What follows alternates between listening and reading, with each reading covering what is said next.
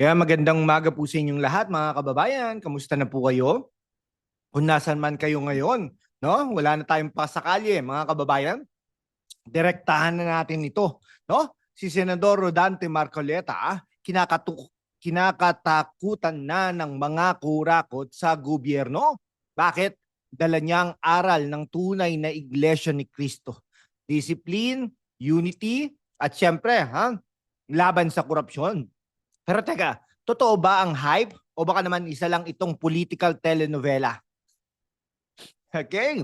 Ngayon, naalamin natin ang katotohanan sa likod ng mga headline with a touch of humor and a truckload of facts. Kaya mga kababayan sa Pilipinas, US, Canada, Saudi, Japan, at saan man kayo naroroon, i-ready na ang kape at simulan na natin. Okay, kami rito sa channel na ito ay nagta-target ng 100,000 subscribers para maiparating ang tunay na kwento ng Philippine politics sa buong mundo. Kaya mga kababayan, i-hit na ang subscribe button, i-like, i-share sa mga kaibigan nyo sa Dubai, London, Hong Kong, at kahit saan pa. Kung gusto nyong suportahan ang fact-based content natin, mag-send ng super thanks kahit maliit, malaking tulong para panatilihin ang laban. Ngayon, pag-usapan natin si Senador Marcoleta at ang Iglesia ni Cristo, no? Sabi ng ilan, siya ang bagong mukha ng pagbabago, ang wawalis sa korupsyon.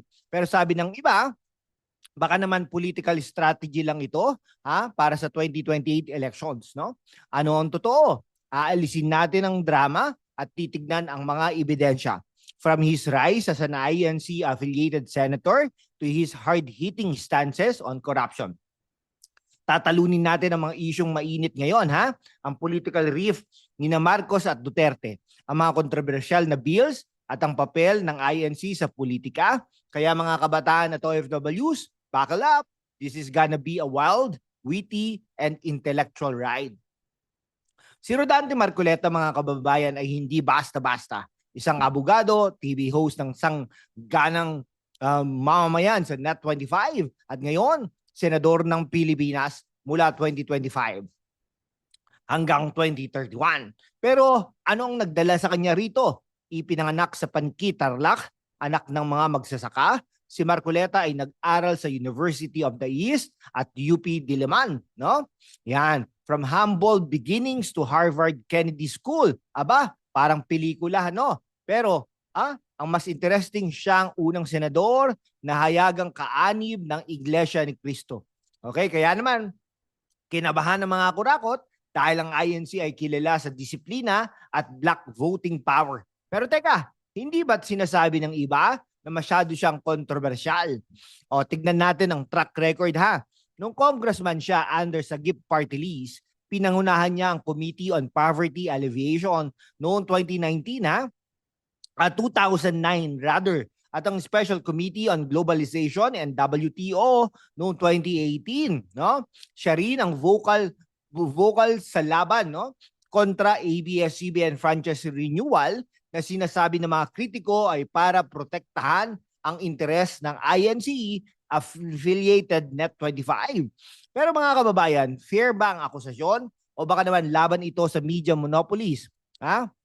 Siya nanguna sa pagsuporta ng mga urban poor. Pero may mga nagsasabi na ang bills niya ay hindi naman puro para sa mahirap. Anong take nyo Comment down below at sabihin natin sa mundo mula Quezon City hanggang Dubai.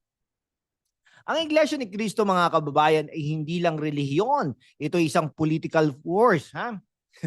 Okay, noong 2025 elections, si Marcoleta ay inendorso ng INC at nanalo bilang senador kahit wala sa top 12 ng surveys, no? With over 15 million votes, ang lakas ng INC black vote Pero teka, bakit nga ba malakas ang INC? Simple, discipline at unity. Okay, ayon kay Marcoleta, ang INC ay neutral sa Marcos Duterte Reef, pero ang rally nila sa Quirino Grandstand ay nagpapakita ng kanilang lakas, no? Neutral daw, pero bakit kinakabahan ang mga kalaban? Okay, mga kababayan, imaginein natin ito, Ang INC ay parang isang superhero team na may secret weapon, Ang black vote. Pero tulad ng mga superhero movie, may mga kontrabida, no? Sabi ng mga kritiko, ginagamit daw ng INC ang influence nito para i-push ang mga kandidato tulad ni Marcoleta, no? Pero teka, hindi ba't lahat ng grupo mula religious sects hanggang political dynasties gumagawa rin nito? So bakit parang si Marcoleta at INC lang ang laging nasa hot seat? Maybe dahil effective sila, no? Share nyo ang opinion nyo sa comment section, lalo na kayong nasa Riyadh at Toronto. Ngayon, pag-usapan natin ang pinakamainit na chismis, ha? Political issue. Ang Marcos Duterte feud, ha? Okay, ha? Si Presidente Marcos Jr. at Vice President Sara Duterte, yan, dating magkaalyado yung mga yan, no? Ngayon ay parang nasa teleserye, no? Ang rason, power struggles, impeachment talks, at ang ICC case laban kay dating Pangulong Rodrigo Roa Duterte. Si Marcoleta bilang INC endorsed senator ay nagsabi na neutral ang INC. Okay, pero mga kababayan, ha, neutral nga ba o baka naman may mas malalim na plano para sa 2028? Ang INC rally noong January 2025 ay tinawag na Rally for Peace. Pero marami ang nagsasabing ito'y show of force. Okay, mga kaibigan, ha, parang Philippine politics ang script ng Game of Thrones, ha. Si Marcos ang may Iron Throne, pero si Duterte ang kanyang mga allies, ha, kabilang na si Marcoleta ay parang naghahanda ng plot twist, ha. Okay, pero seryoso, ang tanong, paano naapektuhan ng rift na ito ang mga Pilipino? Okay, sa data, ha, 13% ng online discussions, ay tungkol sa political frustration, corruption, dynasties, at influence ng grupo tulad ng INC. Ha? Kaya naman, mga kababayan sa Sydney at New York, sabihin nyo sa amin, sino ang bida at kontrabida rito. No? I-comment down below at i-share sa WhatsApp groups nyo. No? Si Marcoleta ay kilala sa kanyang laban kontra korupsyon. Okay? Siya nanguna sa pagsalansang sa mga isyong tulad ng ABS-CBN franchise at mga questionable government contracts. Pero mga kababayan, tignan natin ang dalawang panig, no? Sa isang banda, sinasabi ng supporters na si Marcoleta ay fearless, parang walis na naglilinis ng dumi sa gobyerno. Sa kabilang banda, ang mga kritiko ay nagsasabing selective ang laban niya. Lalo na't konektado siya sa INC. Okay, noong 2025, siya pa ang sumuporta sa impeachment complaint laban kay Gloria Arroyo, pero sinasabi ng iba na political move lang daw ito. Ano ang take nyo? Isang araw, no, sa Cainta Rizal, kung saan nakatira si Marcoleta, may isang OFW na nag-message sa akin. Kuya, totoo bang si Marcoleta ang sagot sa korupsyon?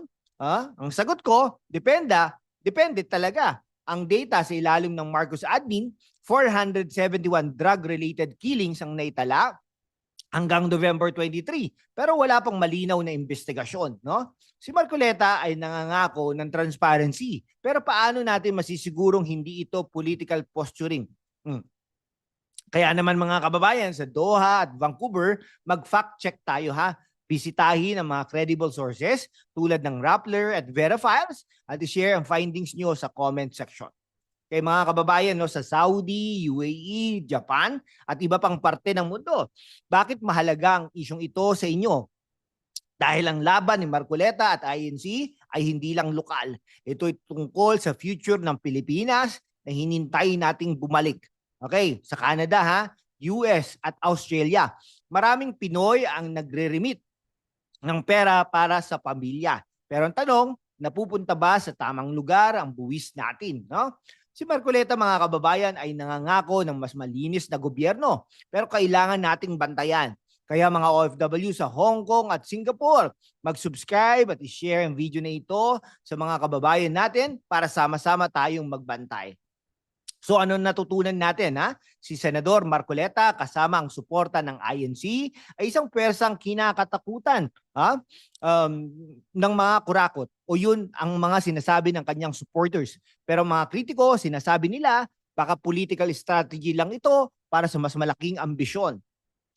Ang katotohanan, nasa gitna. Ang INC ay isang malaking player sa politika at si Marcoleta ay gamit ang platform na ito. Pero para sa atin mga kabataan, OFWs at lahat ng Pilipino, ang mahalaga ay transparency at accountability. Kaya magbantay tayo, mag-fact check at siguraduhin ang boses natin ay naririnig mula Manila hanggang London. O kaya mga kababayan, kung nagustuhan nyo ang ilang mga minuto ng deep dive natin, i-hit ang subscribe button ngayon. Goal natin ang 100,000 subscribers para may pagpatuloy ang ganitong klaseng content. I-like, i-comment ang opinion nyo at i-share sa mga kaibigan nyo sa Cebu, Davao, Los Angeles at Dubai. Kung gusto nyong suportahan ang laban sa fake news at korupsyon, mag-send ng super thanks please. Kahit maliit, malaking impact yan, no? Magkita-kita ulit tayo sa susunod na video at ingat kayo mga kababayan, lalo na sa mga nasa Qatar at Sydney. Salamat at God bless you all.